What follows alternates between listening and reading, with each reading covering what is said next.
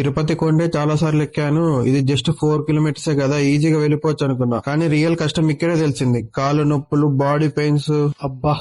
లోపలంతా అంత సవ్యంగానే జరిగింది. కానీ ఇంకో పక్కన చిన్న పిల్లలు, ఓల్డ్ ఏజ్ వాళ్ళు చాలా మంది ఎక్కుతున్నారు. అంతా స్వామి దయ అనుకొని ఇంకా నేను శరంగుత్తి దగ్గరికి రీచ్ అయ్యాను. నేను కన్యసాబుగా వచ్చా కదా, అందుకనేసి ఇంక అక్కడ బాణం గుచ్చి అక్కడ నుంచి మళ్ళీ స్టార్ట్ అయ్యాము. అక్కడ సిచ్యువేషన్ అయితే సినిమాలా ఉంది. అసలు ఫుల్ రష్. ఆల్మోస్ట్ 2 కిలోమీటర్ నుంచే క్యూ స్టార్ట్ అయ్యింది. ఆ క్రౌడ్ లో 6 అవర్స్ ఇరుముడి మయ్యడం చాలా కష్టం అనిపించింది. కానీ కొన్ని చోట్ల చూసాం, కొంతమంది భక్తులు అయితే స్వయంగా అయ్యప్ప స్వామి వారిని షోల్డర్ మీద తీసుకొని వస్తున్నారు. ఆ డివోషన్ చూసి గూస్ బంప్స్ వచ్చాయి అసలు. ఇంకా మనం ఫైనల్లీ టెంపుల్ దగ్గరికి అయితే రీచ్ అయిపోతున్నాము. ఇంకా అక్కడి నుంచి క్రౌడ్ అయితే చాలా పెరిగింది. మనకి లక్కీగా ఎమ్మెల్యే, ఎంపీ రికమెండేషన్ లెటర్స్ ఉండడం వల్ల ఫాస్ట్ గా దర్శనం అయిపోయింది. ఇంకా ఫైనల్లీ గర్భగుడిలో స్వామివారిని చూడగానే ఆ 6 అవర్స్ పెయిన్, టైట్నెస్, ఆ ఇరుముడి వెయిట్ అంతా ఒక్క సెకండ్ లో మాయమైపోయింది. అసలు ఆ ఫీలింగ్ ని వర్స్ లో చెప్పడం అంటే చాలా కష్టం. అసలు అంత మంచిగా ఉంది. ఇంకా లక్కీగా మనకి టెంపుల్ బ్యాక్ సైడ్ ఒక చిన్న బిల్లు కూడా దొరికింది. అది చూసి ఫుల్ హ్యాపీ ఫీల్ అయ్యాము. ఫైనల్లీ ఇరుముడి ఓపెన్ చేసి టెంపుల్ లో హరివిరాసనం వింటుంటే ఆ పీస్,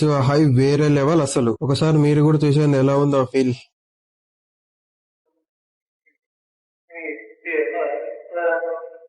ఇంకా ప్రశాంతంగా అక్కడే గుడిలో నిద్రపోయాము. ఇదే మన memorable day 2. See in the next vlog. స్వామియే శరణమయ్యప్ప.